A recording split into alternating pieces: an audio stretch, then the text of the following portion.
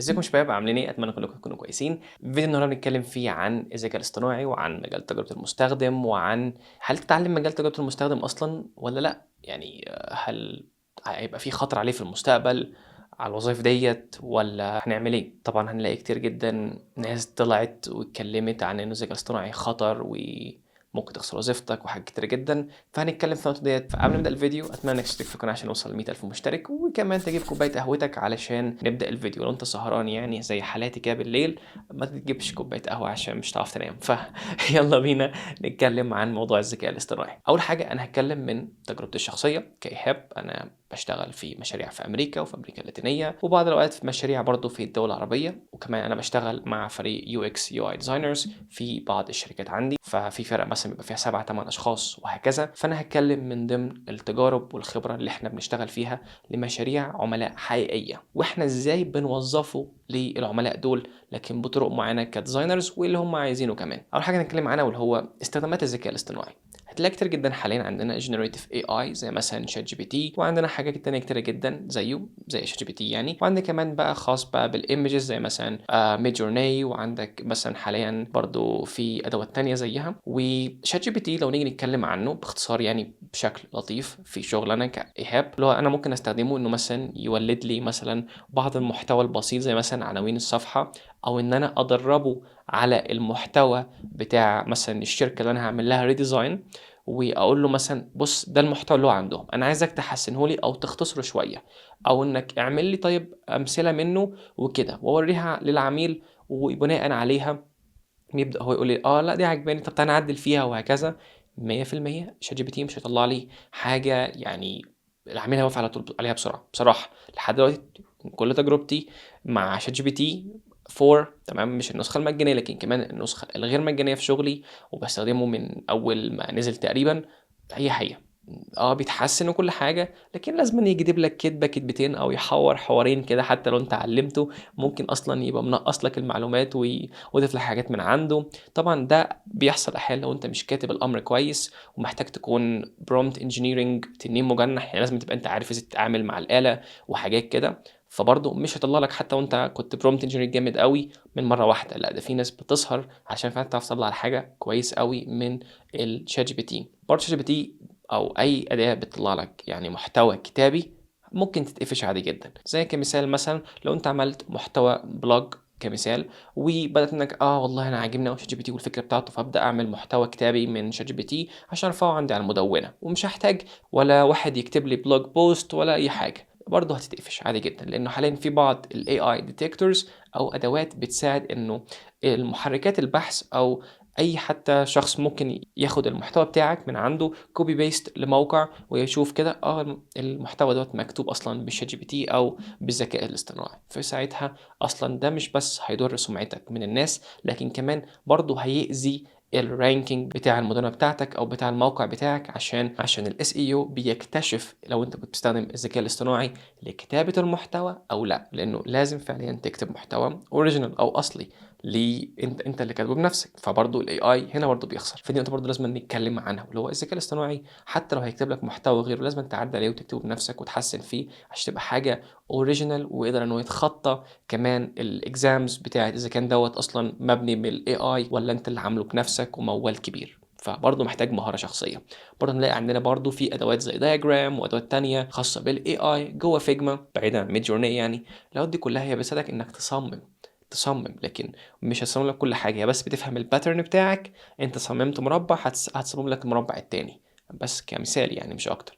فالادوات الحاليه اللي هي موجوده واللي هتبقى موجوده في المستقبل برضه محتاجه تدخل بشري، مش تعمل حاجه دي لوحدها. وبرضه حاليا هيبقى في رقابه دوليه على الذكاء الاصطناعي ما بين كل الدول، والحكومات هتبقى برضه شغاله على الموضوع دوت، علشان فعليا ممكن يخرب بيوت لو يعني تم تنفيذه غلط من ناحيه انه ممكن يسلب بعض الوظائف. وظيفتنا مش منهم 100%. ليه مش منهم في 100%؟ لان وظيفتك كيو اكس ديزاينر مش بتعتمد بس انك بتخش على فيجما وادوبي اكس دي او اي برنامج تصميم وترسم شويه مربعات واشكال وكده. لا ده مش شغلتنا. شغلتنا ان احنا بنصمم تجربه مستخدم. احنا بنفهم مشاكل المستخدمين، بنبحث حلول ليهم، بنقعد معاهم ونعمل انترفيوز، بنبحث عن منافسينا، بنفهم المنافسين، بنفهم السوق، بنقعد مع العميل نفهم اهدافه ونفهم احتياجات البيزنس وكمان احتياجات اليوزر عشان نعمل الاينمنت لاهداف الاثنين ونماتش الاثنين دول واحنا بنصمم علشان ما يبقاش فيه اي مشاكل، وفي نفس الوقت كل واحد يكون يعني مرضي من الطرف الثاني في الاخر.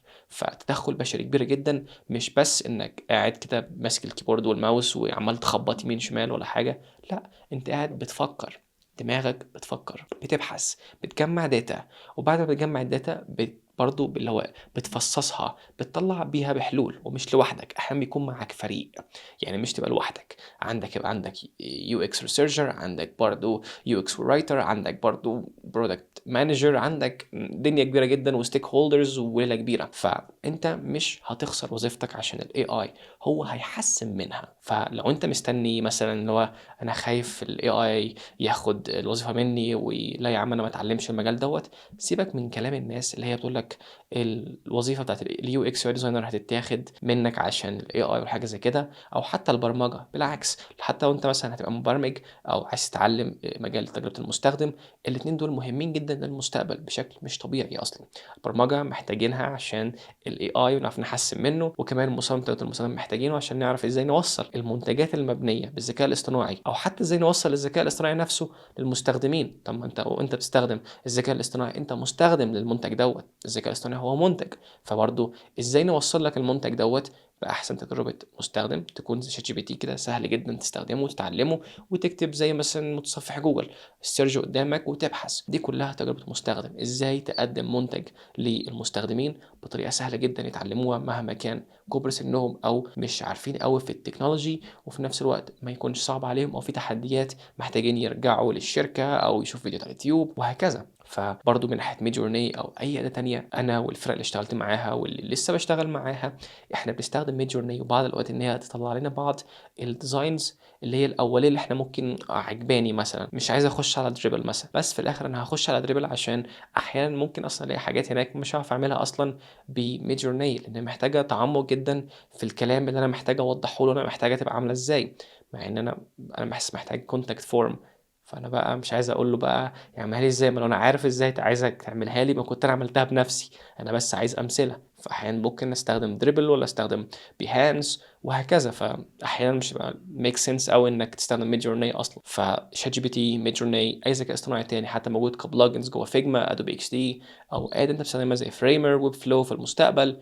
كل الادوات اللي هي الاي اي هي بتساعدنا، لكن مش هتسلب مننا شغلنا، لان هي ما تقدرش في بعض الوظائف فعليا ما تقدرش، لان هي محتاجه تدخل بشري ويكون عنده المهاره في المجال دوت. لو انت عايز تبني اكستنشن لكروم، او مثلا عايز تبني منتج تستخدم شات جي بي تي، فعليا لازم تبقى فاهم في الديزاين، تبقى فاهم في الكود، علشان اللي هيطلعه لك هيكون فيه ايرورز بشكل مش طبيعي. اسال واحد مجرب، انا عملت يعني اكستنشن لكروم بعد عناء طويل جدا لما قعدت اقرا في الدوكيومنتيشن بتاعه الجافا سكريبت وبرضه اشوف الاخطاء بتاعته واطلعها له. واحيانا كنت بسال احيانا اصحابي، مش لان انا كتبت الامر غلط، او مش لاني مش فاهم في الجافا سكريبت، وكمان مش فاهم قوي بقى في المتطلبات. ما هو كمان بيقول المتطلبات، لكن هو نفسه مش بيكون بيتابع معايا، مش قادر يفهمها كويس، واحيانا حتى بطلعها ما بتطلعهاش كامله، واحيانا بيكون في ايرورز عشان بيستخدم فيرجن قديمه، واحيانا اصلا بيطلع اللوجيك مش مظبوط.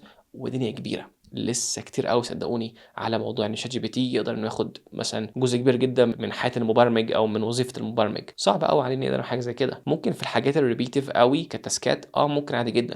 كمثال لو انت مثلا بتتعلم HTML و CSS وهكذا، لو انت مثلا دخلت على برنامج التحليل اللي بتكتب بيه، هتلاقي ان احيانا برضو بيكون اللي هو مسهل لك الدنيا. لو عملت شورت كات ممكن يكتب لك اول يعني كودز خاصه بال HTML مثلا عادي جدا، البادي مثلا والسيمانتيك HTML مثلا، يكتب لك حاجات منها كتمبلت تبدا تستخدمه. فممكن تكون شات جي بي تي نفس الموضوع. ففي الاخر فعليا شات جي بي تي، ميدجورني، اي حاجه تانية مش هتاخد وظيفتنا كيو اكس ديزاينرز. انا بستخدمه في شغلي اصلا، وفي نفس الوقت يعني احيانا مديري في الشغل مثلا مش لازم نستخدمه علشان فعليا احيانا بيحور كتير، وبياخد مننا وقت ان احنا نعدل عشان نطلع نتيجه احنا ممكن لو قعدنا فكرنا فيها شويه مع نفسنا هنطلعها كويس. واصلا بعض الاوقات مش محتاجينه، لانه في بعض الحاجات البسيطه جدا او بعض المحتوى اللي احنا محتاجين مش عايزين اللي احنا مش محتاجين نفكر فيه بنديهوله نبصيهوله يعني عشان هو يكتبه لنا بنفسه. غير كده في حاجات كتيره جدا لازم نعملها بنفسي، اقعد مع العميل، اقعد مع المستخدم، اكتب كل النوتس، ابدا ان انا اظبط التاسكات بتاعتنا، وابدا ان انا اشتغل على التاسكات ديت، برضه اعمل برين ستورمنج سيشن مع التيم عندي، ونستخدم بعض الادوات عشان السيشن ديت نطلع افكار منها وغيره. فبجد الموضوع مش سهل قوي ان الذكاء الاصطناعي يقدر ياخد مننا شغلنا. يعني في الاخر احنا عندنا حاجه الذكاء الاصطناعي ما يقدرش ان هو ياخدها مهما كان، واللي هو العقل البشري. احنا التدخل بتاعنا كابداع بشري ربنا مديهولنا، ده حاجه عمره ما هتبقى عند الذكاء الاصطناعي، حاجه انسان خالقها. انا بتكلم مش بس من ناحيه منظور الدين، لكن كمان بتكلم من منظور العلم نفسه، اللي هو حتى يعني اصحاب الشركات زي سام التمان، وكمان يعني كريك بروكمان اللي هو الكو فاوندر بتاعه، كلهم وكمان شركات تانية كتير جدا بتتكلم ان هو اصلا الذكاء الاصطناعي مش هيعرف يبدل وظائف فعليا زي المبرمجين ووظائف تانية كتير. في بعض الوظائف فعليا هو ممكن يبدلها، لكن ده مش في مجالنا. فبس ده كان فيديو النهارده بنتكلم فيه عن اذا كان المجال بتاعنا مهدد بالخطر من الذكاء الاصطناعي ولا لا. لكن صراحة في الاخر الشورت انسر لا، مش مهدد خالص. اتعلم المجال، طور من نفسك. الذكاء الاصطناعي هيكبرك، هيحسنك وهيطور منك. ممكن يكون معلمك، ممكن يديك مصادر تتعلم منها احيانا، او ممكن يبقى عندك بعض السؤالات هو ممكن يجاوبك عليها. لكن ان هو 100% يهندل كل حاجة وانت تبقى قاعد كده مش عارف تشتغل بسببه، لا بصراحة انا مش منطقة حد بصراحة. ما تمشيش ورا كلام الناس اللي هي عايزة ان هي تخوفك عشان شوية لايكات وتفضل تتابع فيديوهات من عندهم، وفي الاخر تلاقيهم بيقول لك لا مش هياخد منك حاجة، وانت ضيعت وقتك وقاعد مستني اجابة حد معين علشان تبدأ تشتغل ولا لا. ما تحطش مصيرك بإيد حد، ابدأ انت اتعلم وطور من نفسك وحط مصيرك بيد ربنا واجتهد. وفي نفس الوقت خلي حاجة قدامك منطقية. المجال دوت مجال تفكير وإبداع بشري ومدخلات كتير جدا بشرية محتاجينها في المجال دوت، فالذكاء الاصطناعي مش هيقدر انه يعمل حاجة كتير جدا في المجال دوت. بس كده يا سيدي، لو عجبك الفيديو اتمنى تشترك في القناة، واشوفك ان شاء الله في الفيديو الجاي. مع السلامة.